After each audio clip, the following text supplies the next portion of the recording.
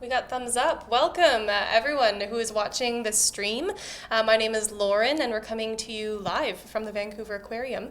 Happy International Vaquita Day. I said that properly, right? International Day to Save the Vaquita, yes. International Day to Save the Vaquita. It's important to get that right. And what we're going to be doing this afternoon is having a sit-down with Dr. Anna Hall, who is master of everything porpoise. Okay. And we're going to be picking her brain about Vaquita. We're going to be picking her brain about everything we can. And we also have the ability for you to write in questions, and we can have Dr. Anna Hall answer those for us. So you feel like diving in? Absolutely. Getting wet already? Okay. So Anna, with your experience of porpoises, how long have you been working with porpoises, studying porpoises? Like, how long back does this love affair go? I've been working on porpoises for over 20 years now. My first research was conducted right here in British Columbia in the Gulf Islands. Nice. And I am very fortunate and I feel very privileged that I have had the opportunity to also work in the Sea of Cortez on Vaquita projects and have seen Vaquita wild, free, and alive. That's amazing. And so when was the last time you saw wild, live Vaquita? It was in 2017 on the Vaquita CPR project, and it was a privilege to be a part of such an international and concerted effort to save the rarest marine mammal, the most endangered marine mammal on the planet. Wow. And I'm assuming from most people who are tuning in, they probably know what a vaquita is because it's International Save the Vaquita Day, but maybe we should really quickly just let people know what exactly is a vaquita. Absolutely, and there are lots of misconceptions about what these animals are.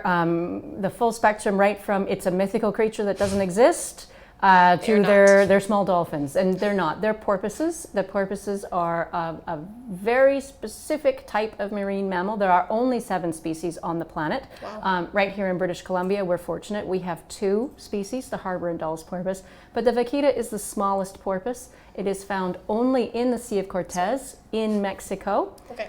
It's endemic to the region. It doesn't exist anywhere else on this planet. So if we lose this population, the species will be lost forever. Yeah, and I mean, that's devastating to even hear it said that way. Like, I mean, we hear about extinction, we hear about endangered species, but like right now, in this moment, how many vaquita do we think are still out there? The population estimate is less than 20. Oh my gosh. We have watched it decline from in the hundreds. In 2005, there was thought to be around 300 of the animals. Wow. And the International Committee for the Conservation and Recovery of Vaquita, which is known as CIRVA, in the most recent report from February of this year, said the population is being halved each year. Oh my gosh. So we have really reached the point of, is it the point of no return? I still have faith that we do have hope for Vaquita. And that's based on other experiences that we've had with marine mammals. We as humans have devastated a number of populations of marine mammals around the world. Yeah. Not all have come back, but some have. And most notably, I think, in this part of the world, the eastern North Pacific gray whale, which was actually declared extinct in the early 1900s. Really? But the population, they weren't. And the population estimate, because of course nobody was out surveying whales in those days. Yeah. But it's thought that the population was somewhere between 10 and 100. Well, if it was close to 10, then we're in the same ballpark as where we think vaquita are now. And so to me, that is what inspires me to continue working for this species, although we don't have them in British Columbia. In fact, most of the world doesn't have vaquita, but Mexico is tremendously fortunate.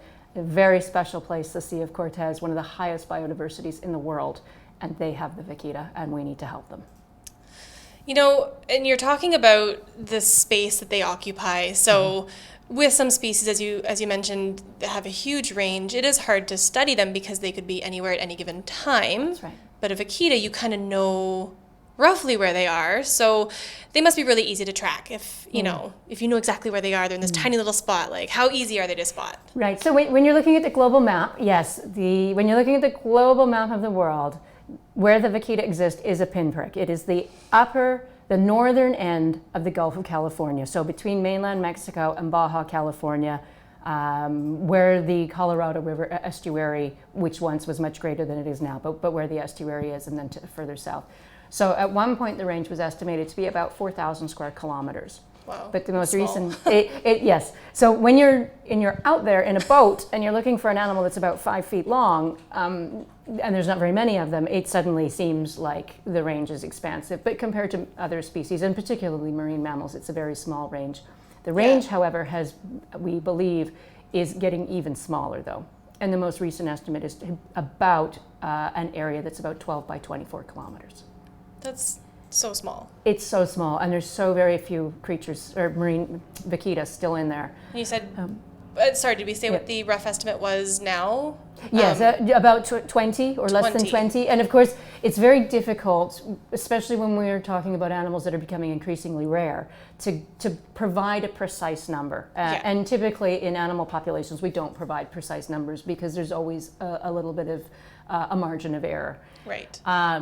So the estimate right now, the one that's being used, is less than 20. That's the best scientific evidence. And that's based not just on the visual sightings, but there is an acoustic array out because porpoises in general are very difficult to sight. It's because of their fins are very small. Okay, so when they come up basically to breathe is pretty much the only time you're really going to visually see them. Exactly, and one of the characteristics of porpoises is they really don't display at the surface. They're not like a dolphin that will come and bow ride with you, with the exception of the Dall's porpoise, which will. They don't generally leap out of the water. They are a subsurface creature, with the exception, like you said, of to come up to breathe. They're a non-demonstrative type of creature. They typically don't draw attention to themselves. And so as a porpoise researcher, you get very good at looking for those cryptic clues that will suggest that the animals are there. Okay. And that's what I watch for when I'm working with porpoises. It is incredibly difficult, even in a small area, when you're searching for one of the rarest animals on the planet. And we were so fortunate in 2017. I think it was our very first day of survey. We got wonderful sea conditions, and there they were.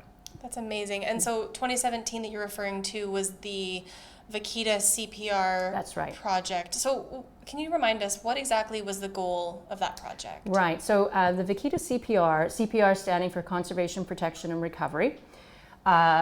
The conservation work on vaquita is not new. This has been going on for decades. There are some incredibly dedicated scientists in the United States and Mexico who have devoted their careers to vaquita conservation research and now recovery, unfortunately. So there have always been CIRVA, the international committee that is dedicated to the conservation of vaquita, has always put forth recommendations. What can we do? What can we do to improve the situation for vaquita?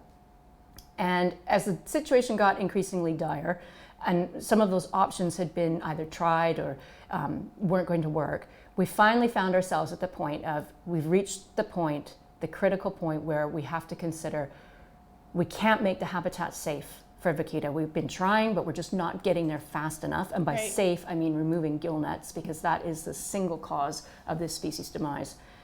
So we have to provide a safe habitat, and that means a sanctuary. So Mexico built a safe sanctuary It was actually built for them. It was constructed. It was an amazing facility. And the idea was, if we can't make the habitat safe, the wild habitat, what we have to do is take the animals and put them into a safe habitat, continue the work in the wild habitat, and then put them back once the habitat is safe in order to secure their best chances of survival. And that method's been done with other species before, where they've kind of Absolutely. collected from nature, had a breeding program, had a safe space. Absolutely. And even in Canada, I can think of a couple of species that they've done that with. But yeah, I think one of the was most the plan. famous is the California condor. Yep. And without a captive breeding program, that species would be extinct. Right. And you know, there are many species around the world who are being returned to the wild. The habitat is being improved or made more safe, and the captive bred animals are released back into the wild, and they're repopulating wild spaces. Yeah. So that was the thinking, and that was, okay, we're working our way down this list. We're running out of options. We have to try everything in order to save this species, and so that it was attempted. Porpoises, one of the reasons most people are not familiar with porpoises is they typically do not do well in a captive setting. They are animals that need to be in the wild. Wild animals need wide spaces, and porpoises are just one of those groups of animals that has to be in a wild space. So with the recognition that Vaquita CPR, that aspect of that project was not going to be successful, that aspect was stopped. the photo identification process, because that's another way that we can count marine mammals, and it's used very widely, particularly the killer whales for those of us on the West Coast. Right here in BC? Yes, absolutely. It's a tried and true process. Right. Take a picture and you can count animals that way. By collecting enough pictures, you eventually get resights. And did you have any resights from animals that maybe Vaquita specifically that you had seen? So I was there in 2017. In 2018, there was a small team. I was not on that team, but I was supporting them from Canada, and they did see Vaquita in 2018, and most importantly, they saw Vaquita with calves. That's amazing. So they are still reproducing as of September, October of last year when the calf was sighted, and the first ever photo identified Vaquita took place on that expedition, and I'm very grateful to share my name with that Vaquita because it was named Anna. Not to do with me. However, it's a side benefit for me. Absolutely. Yes. So just to be clear, so the very first successful photo identification of a Vaquita happened just last year. That's correct. So there was photographs taken during Vaquita CPR. That was the second aspect to the project, was to photograph the animals and to see if this was possible. And then in 2018, there was a match. So that animal survived, and that animal reproduced, which is wonderful. That's really good news after talking about the decline that you mentioned. Absolutely, and this work is ongoing. This work has not stopped. And you have to pick your time very carefully, because porpoises are so small, you have to get a good weather window when you have perfect to near perfect sea conditions. And by that, those rare days when you look out at the ocean and it's flat as glass, that's a porpoise perfect day. And that's when you can get photographs that will help you with a photo identification project. So you're saying even if there's a little bit of a ripple on the water, it's kind of hard to see that teeny tiny dorsal fin? It is. You go from flat as glass to that little ripple when the wind just starts, but anything more than that, and they just become so difficult to find. Right. Yeah, and it's because the wave height starts to match the fin height, which is what makes the complicating factor with the weather. Right. Yeah. That's what happens when you're so teeny tiny. Well, that's right, and that's the reason that the other component to this work are the acoustic arrays. Right. So can you talk a bit more about what an acoustic array is? How would that be useful in research? So some animals use frequencies that are below the human hearing range. Okay, some so animals, we wouldn't be able to hear it. So we can't hear them, yeah, and those are the great whales, right? The blue whales, they're referred to as infrasonic animals, below the sonic range. Then there's the sonic animals, and these are the ones we're familiar with because we can hear them. And then we have the ultrasonic animals who produce sounds that are above the human hearing range, bats, for instance, and also porpoises. Gotcha. So you can't just use any old hydrophone to record a porpoise. You have to have hydrophone is an underwater microphone? Right, so that's the underwater microphone. And there are pieces of equipment that are developed that actually will detect the click that a porpoise creates, the echolocation click in that high frequency range, and that's what's being used. So it's not recording all the sounds of the ocean. It will trigger when a porpoise echolocates on it. They're called sea pods. So they would have to be, a porpoise would have to be close enough to this array for it to kind of turn on to pick. Can the array tell how far away the porpoise is from them? I don't know if the distance can be determined, but the animals have to be relatively close because they use high frequency. High frequency doesn't travel very far. And the best example I can give of that is if you're in your car and you stop at a stoplight and the car next to you, possibly being driven by somebody who's maybe 16 to 20-ish, has got the bass really cranked up. And that's a low frequency sound. So even if you put your windows up, you can still hear it and feel it. Yeah. That's the low frequency sound. Rocking out. Yeah.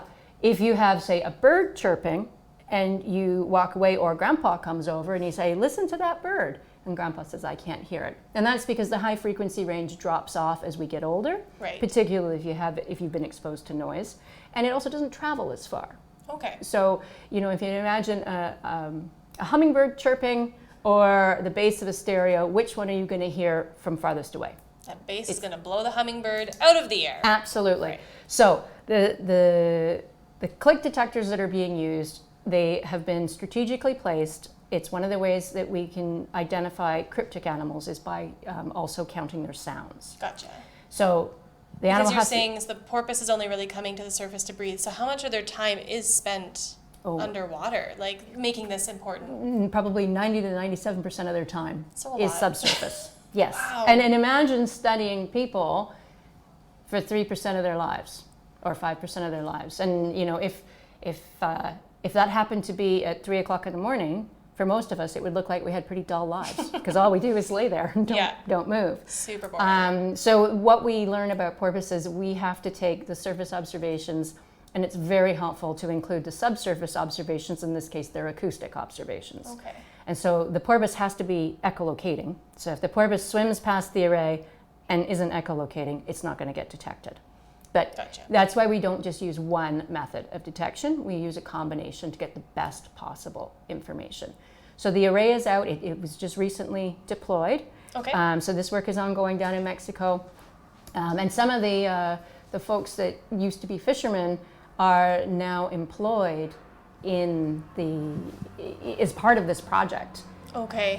Which is providing some sustainable livelihoods. That's in amazing. The Upper Gulf. So Yes. bringing more people in who are in the area, they see these animals, so just bringing them into the fold. Yes, absolutely.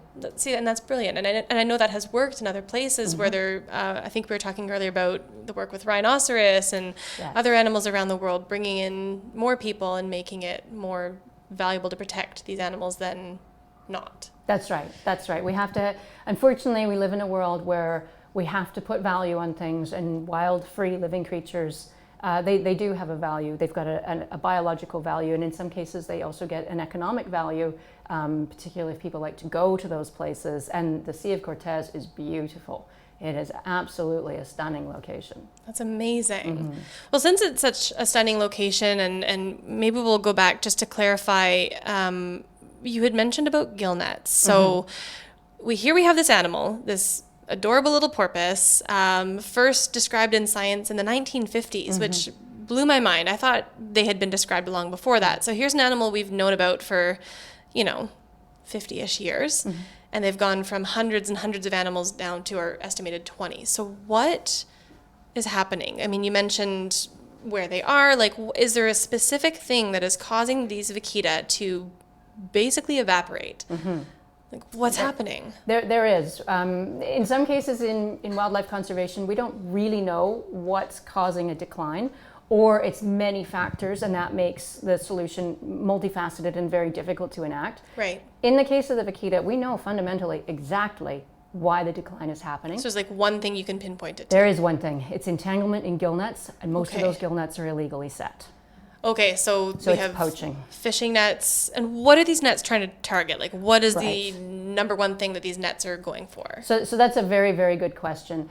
In some cases, the nets are targeting shark species, other fish. Corvina is a big fishery there. Okay. But fundamentally, what has driven the vaquita to decline is a fishery which has been illegal since 1975. Oh, wow. August the 2nd, 1975, Mexico banned the fishing for a fish called totuaba. And totuaba is about the same size as a vaquita. Okay. So big fish. 4 to 5 feet long. And the range of totuaba overlaps with the range of vaquita. The nets are set for totuaba. They are not set for vaquita. But because they're set in the habitat of the vaquita, and the vaquita are about the same size as the fish, the totuaba, the vaquita are entangled in the nets, and they drown and die.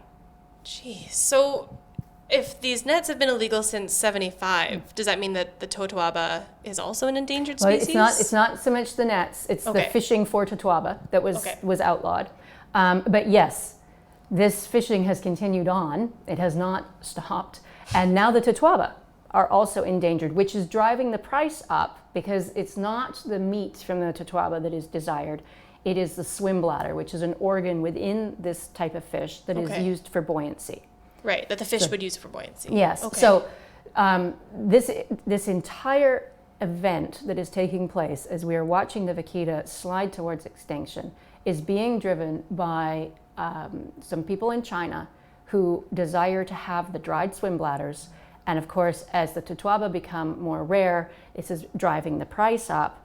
And the price is now $20,000 to $40,000 per kilogram US dollars Oh my gosh. for the dried swim bladders. These are known as maws, and the maws are used for medicinal purposes, believed medicinal purposes. Do they have any proven? No.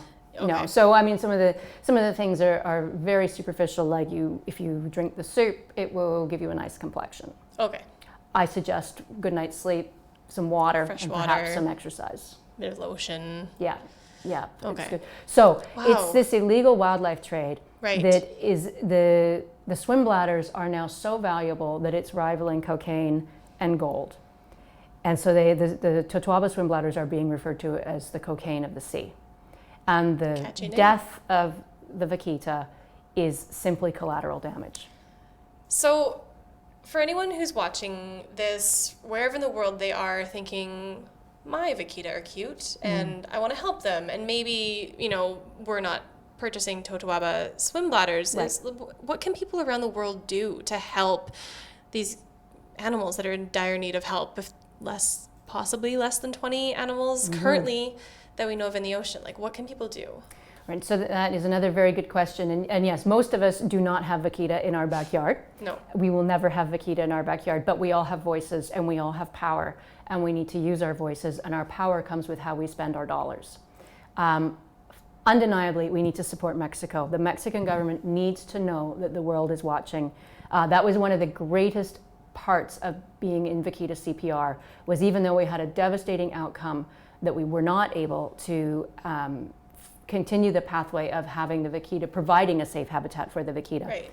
It drew global attention, and suddenly the world woke up. After thousands and thousands of vaquita have drowned silently at sea, suddenly the world realized, oh my goodness, this animal needs my voice too. So we need to support Mexico. The efforts that they have supported are the single largest conservation effort in the history of Mexico, and the government needs to hear that the world supports and applauds this. Okay. But secondly, really simple, if you're at the seafood counter, you want to make sure that you're buying seafood that is sustainable, and that will not just help vaquita. That Right, we're talking globally here. That helps a multitude of species around the world. Vaquita-friendly gear have been developed in Mexico. Okay. They just need to be tested, and the government needs to hear that we want to buy Mexican seafood. It's one of their big exports. Right. And in fact, there is an embargo right now of Mexican seafood into the United States because the bycatch rate is so high, and vaquita are dying. It prompted an international embargo.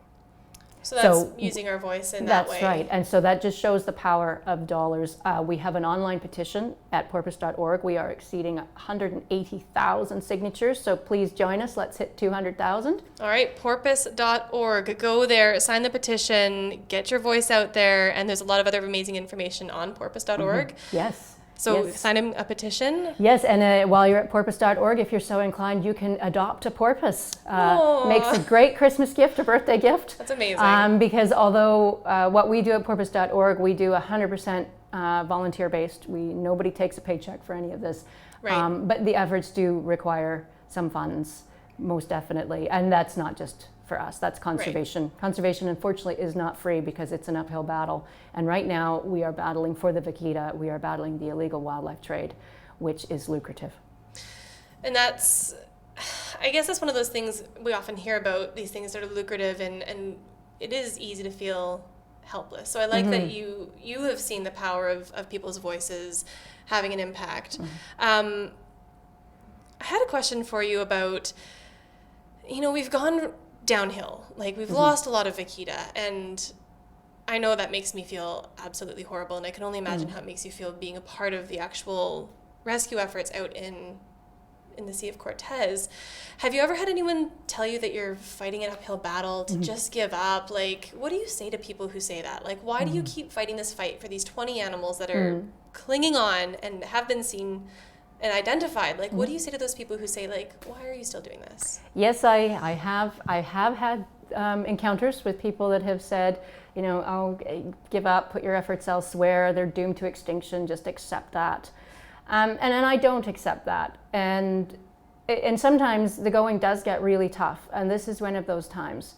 And we have enough examples from marine mammals. If we can reduce or remove the threat and leave them be, do no harm, they can sometimes come back. And there are many examples where this is the case. And in the case of the vaquita, we know what the threat is. The solution is on paper very simple. Take the Right. nets out of the vaquita range. The vaquita are still producing calves. They will slowly but surely make a recovery. Well, and you made a comment too that even the vaquita that are being found caught in the gill nets, I mean, these animals, they look healthy. They're eating, they're reproducing, as you say. That's So right.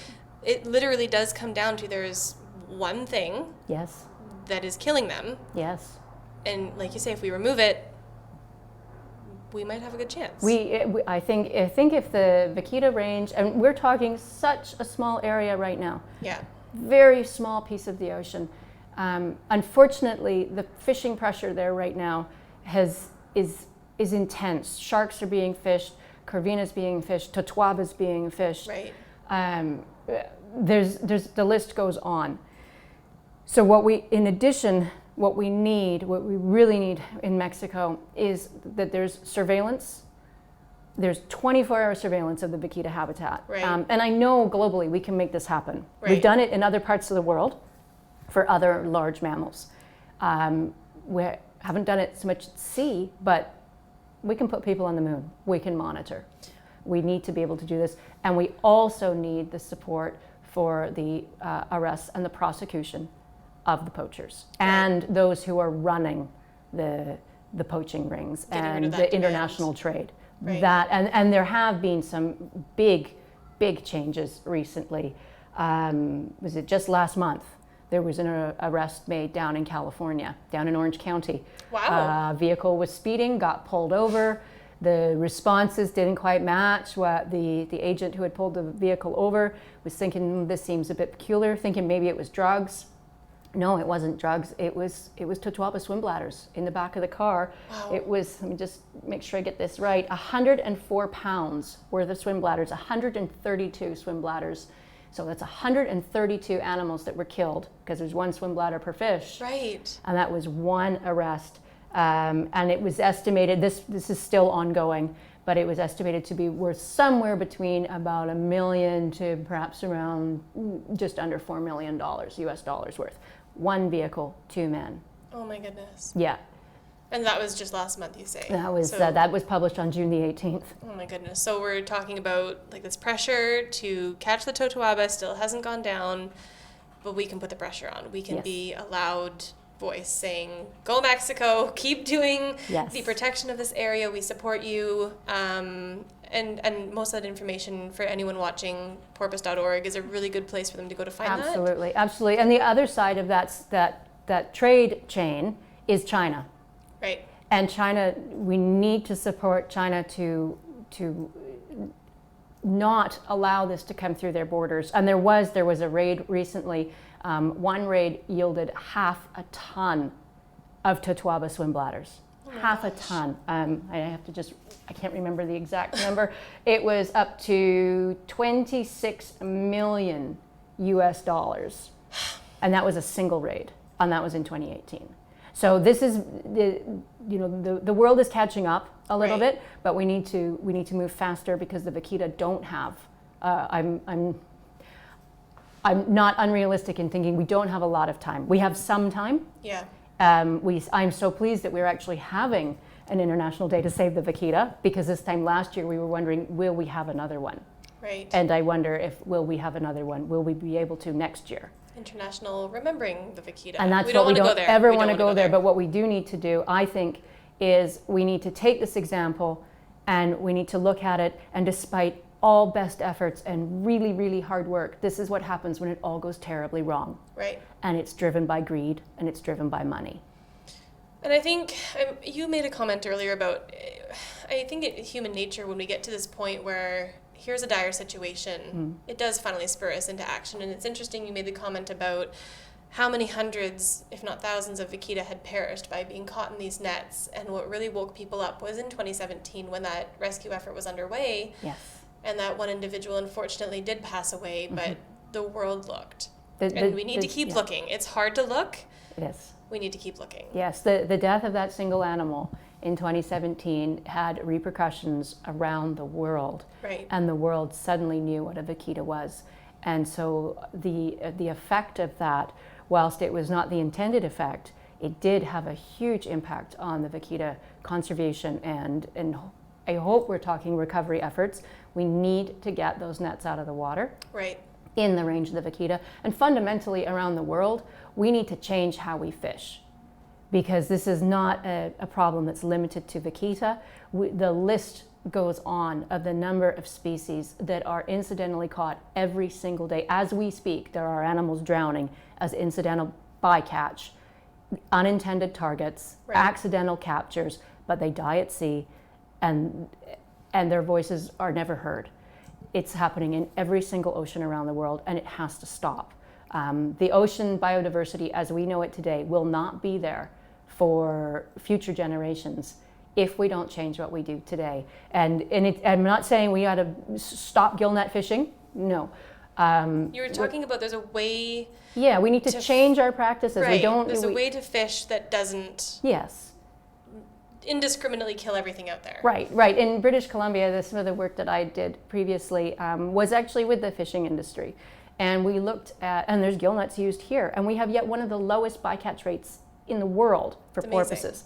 And it's the way our fishermen fish. And so, I mean, I would love for it to become a model for the world, and recognizing that we can. I mean, the vaquita-friendly gear has been developed. It just needs to be tested and used. It's there, sitting in Mexico. We need to use it. We can't look back and say, well, you know, we fished this way for the last 30 years, we're going to keep fishing this way. The world is changing. The biodiversity in the ocean is going to decrease if we don't look forward instead of backward. Right. So maybe another thing that we can give people who are watching, who are saying, okay, I've written to the Mexican government, I'm totally saying they're amazing, what else can I do? That awareness, just ask questions about your seafood. So even if it's not necessarily seafood coming from Mexico, anywhere here in Canada, anywhere here around the world, ask how it was caught. Look into those different fishing methods that you mentioned, because there are some, as you say, that have very, very low bycatch, and others that have a high bycatch. So just being an informed consumer is another way. Right, and we don't need to do the research ourselves. It's been done for us. Right. You know, I have an Oceanwise card in my wallet, and when handy. When I go to buy seafood, I have a look and I ask the questions. And if they can't answer them, I won't buy it. Right. I fundamentally won't. And some grocery stores now are even advertising that it's Oceanwise or it's sustainable. And then you're supporting fishermen, you're supporting their families, you're supporting their way of life, but you're also supporting the ecological biodiversity and the use of good practices that will help the oceans. So we can find that information at grocery stores or even at oceanwise.org, I believe, is the website. I believe, yes, I think that is. And I know the Monterey Bay Aquarium, I think if you Google sustainable seafood, you're going to get it. There's downloadable versions. I know at places like the Vancouver Aquarium, the cards are available. They fold up, fits in your wallet. I use mine all the time. I do. I give them out to my friends and family. That's a really good gift. Yes. The gift of knowledge and power, that's irreplaceable. That's right. It's conservation in action, and it's so easy to do. That's amazing. Well, I don't know if we have any questions from anyone who's been watching. We do have questions. I love that you are writing to us. We're going to ask some of those questions to Dr. Anna Hall, and we'll get you some answers. Okay, so hi from behind the scenes. I'm Marcus, and we do have a few questions. I think one of the most interesting on YouTube I noticed, Frankie was asking these questions. She's asking whether there have been any breakthroughs at all in vaquita conservation. Has there been anything that you could actually label a success? Well, yes, there have. I think some of the most recent events with the arrests, the prosecutions, even just the awareness with regard to the swim bladders, particularly in China. And I'm hoping that the border services agents here in Canada, because we have such strong connections to Asia, are aware. But it was just 2 days ago that the United Nations actually added the Sea of Cortez area, because it is a World Heritage Site. It has been listed now as a World Heritage Site in danger.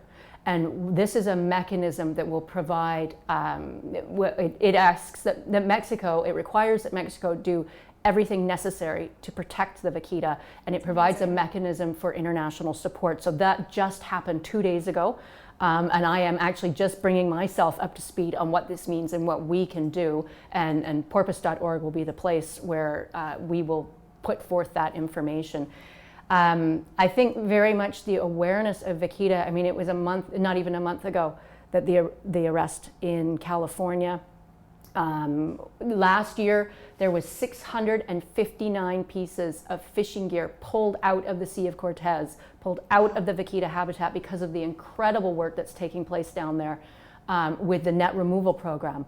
So that's almost 700 pieces of fishing gear that we're still fishing, whether or not they were attended or not, if they were discarded, they were still fishing because that's what gill nets do, and they were pulled out.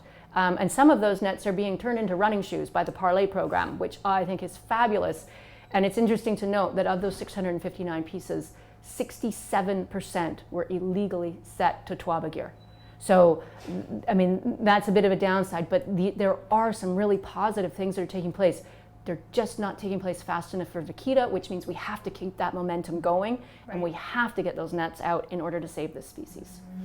Okay, then there's, I can't read the name actually because that's a foreign alphabet, but I think there's a little bit of, people are questioning whether it's true that it's really just one thing that is driving the vaquita to extinction. Is it really just this one thing? And could you just reiterate that, maybe mention again? Yeah, absolutely. And I know that this is something that we're just not accustomed to hearing, because so many of our stories are, well, you know, there's pollution, there's climate change, and the list goes on of things that are affecting species. Plastic pollution is a big one right now that people are really tuning into and understanding more. And I'm not saying that these things don't affect the Sea of Cortez system, Right. but we know for vaquita, we know why more animals are being killed in fishing gear than are being born. Right. And that is what is driving the population down. If we can reverse that trend, the population trajectory should go up. So it really is, it's an incredibly complicated and an international issue, because typically there's at least 3 countries involved: Mexico, the United States, because often the transport of the swim bladders is through the United States, San Diego in particular, and China. Right. So we have international relations, we've got illegal wildlife trade. Those are very complicated issues, but when we whittle it all down, we do come to a single cause, and it's entanglement in fishing gear, particularly in gill nets. And I guess, you know, to the question, it is sometimes hard to think that it is just one thing, but it's not a good news. I mean, it's good that it is just one thing, but that thing is still a big deal that we need to be aware of. So, I appreciate you being able to enlighten us a bit more about what's happening with the vaquita. And actually, I think maybe a final question I have for you is, you mentioned that there was the Vaquita CPR in 2017, the photo ID in 2018. Is there any plan to do anything else with the vaquita? Any other rescue efforts? Yes, this work is ongoing. Absolutely, it's ongoing. There is the plan for in 2019 that the photo ID program will continue, and of course the Acoustic program is underway as we speak. Let's hope that they're picking up those vaquita clicks and collecting data to help us understand how many animals are there, where they are. So these are all things that are in process, and of course then the development and the implementation of vaquita-friendly fishing gear. And this is something that I really hope that Mexico embraces and that is moved forward, because now that we have, as of 2 days ago, with the Gulf of California World Heritage Site being listed as a site in danger, and we are in danger of losing that biodiversity. And by biodiversity, this place is so rich with life. So many different species, over 170 animals. species of seabirds, over 700 species of fish. I believe 1/3 of all marine mammals in the world are in this ecosystem. It's incredible. Huge. And it's the vaquita who are really suffering, but they're not the only species that's being entangled in the fishing nets that are there. And I worked with fishermen there that said, Anna, I see dead turtles all the time. I see dead sharks at the surface. He said, you know, we often see dead dolphins. And so it's not, while we have one cause for vaquita, it's not limited to vaquita. It's multi-species. It's throughout the ecosystem. I saw birds entangled, sea lions entangled. The nets are indiscriminate in what they catch and kill. Right. So if people are wanting to help, is there another organization that maybe you know of that is working? Because you mentioned that they took out a whole bunch of those fishing nets. Is there another organization who specifically is going out there to get those nets out of the water? Is there another way that people can get involved, maybe helping to fund that kind of work? Absolutely. The Whale Museum out of La Paz, and I don't have the website off the top of my head, but again, we can Google it very quickly and get the details there. They were instrumental in the net removal program, and the work that they did during Vaquita CPR and beyond is absolutely incredible, and they deserve all the support. If you're going to La Paz, go visit the Whale Museum. They're using the dollars very wisely for ocean conservation and the work that's taking place in the Gulf of California. And also the Sea Shepherd Conservation Society. Right. They were there pulling up nets and part of the Parlay project as well. And they removed, I don't know the details, but I saw huge numbers of nets coming off the Sea Shepherd vessel. And the really hard work, because the nets, some of them got hooks, and getting the sea life out of it is a very unpleasant process, because we're talking about rotting carcasses. And the nets were all cleaned. And so, I mean, those two organizations and the Mexican government, none of this would happen without them being a part of this. And the Mexican Navy, who was there to work alongside and protect people. Collectively, the organizations work together. And of course, Vaquita CPR is still continuing on, just with a photo ID, photo ID part of the project, but also continuing to raise awareness for this species and working for their survival. Well, that's amazing. And I know you mentioned that we still don't know a lot about vaquita. So as much information as we can get to help these animals is going to be absolutely invaluable for their survival. Yes, and in this case, education is power. We also need to use, as I said, we need to use our voices, and we need to use our currency and show the world, what you believe and what you think, and then put it into action. And it's, as I said, it's so simple. It's at the grocery store. Yeah. Be proud of your action. Exactly. It's amazing. Awesome. Well, I think we have picked your brain. Oh, do we have another question? I'm going to pass the microphone back over. Wonderful. Because we're going to pick that brain some more. Yes, we're calling this thing interactive, so let's do this.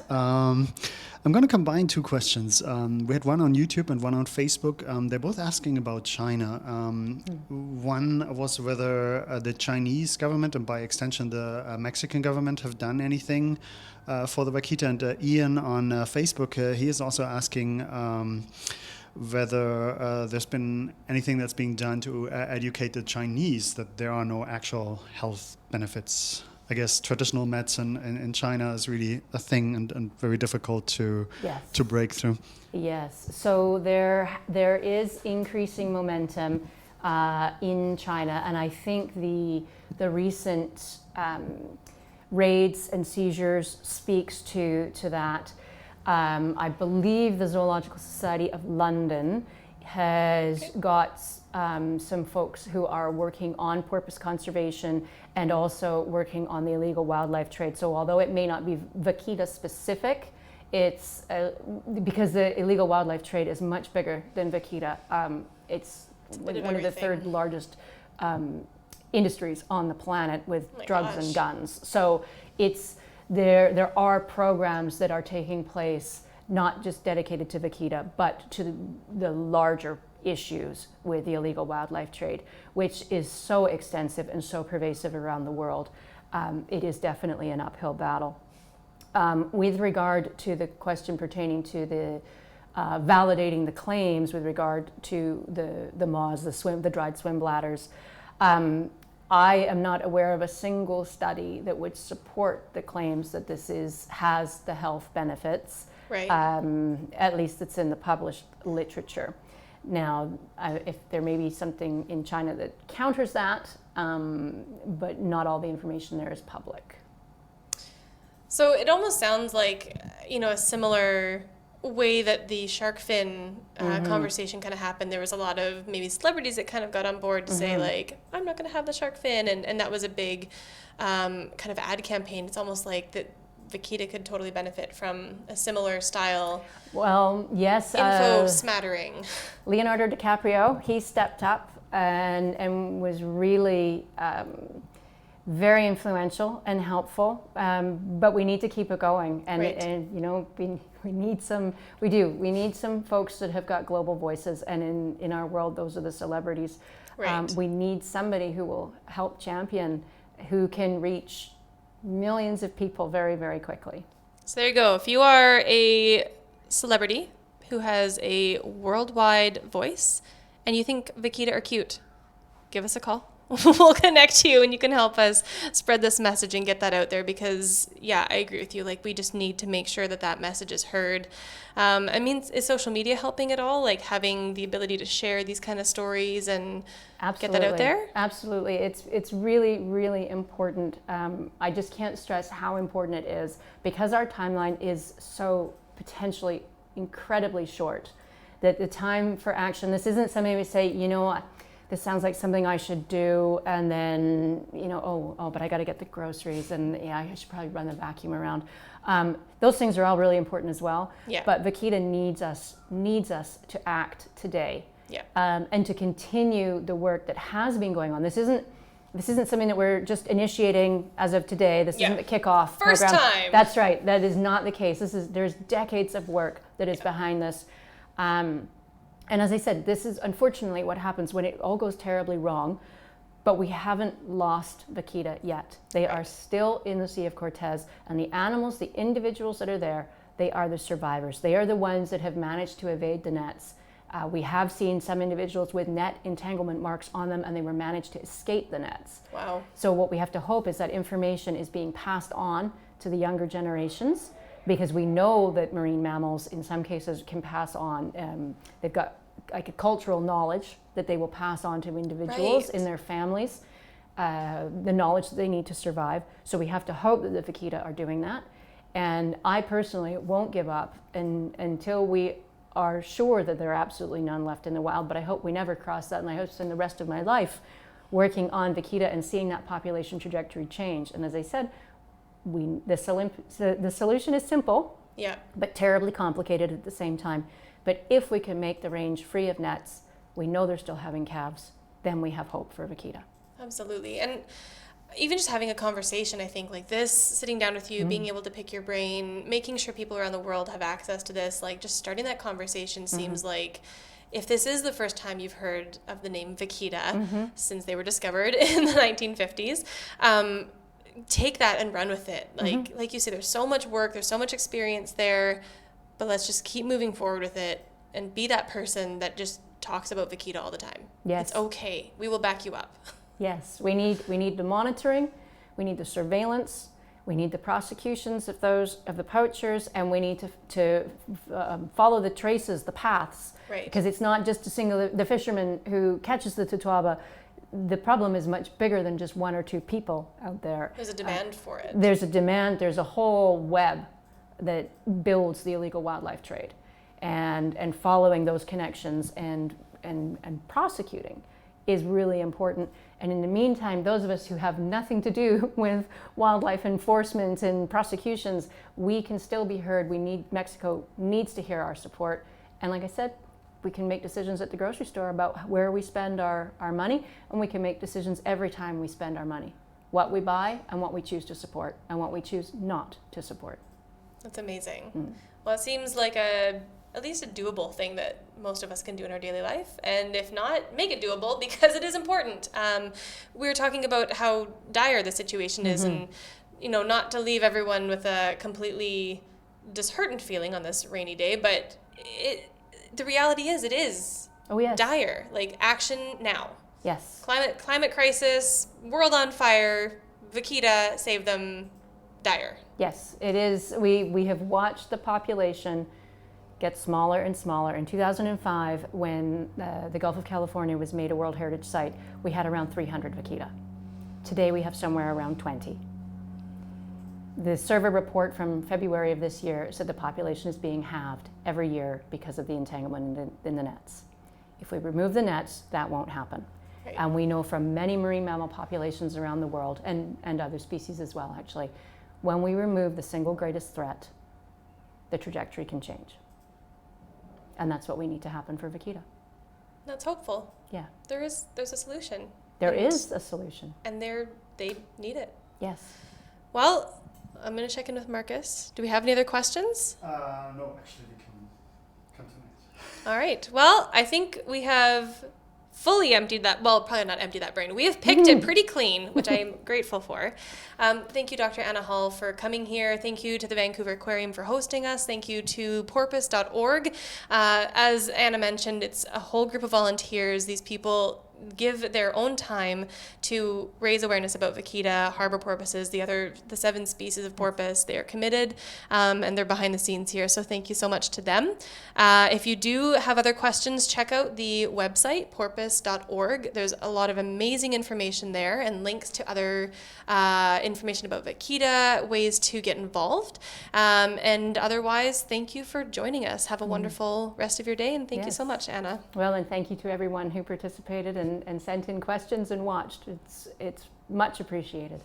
Appreciate your time. Appreciate your time. Thanks so much, everyone. See you later.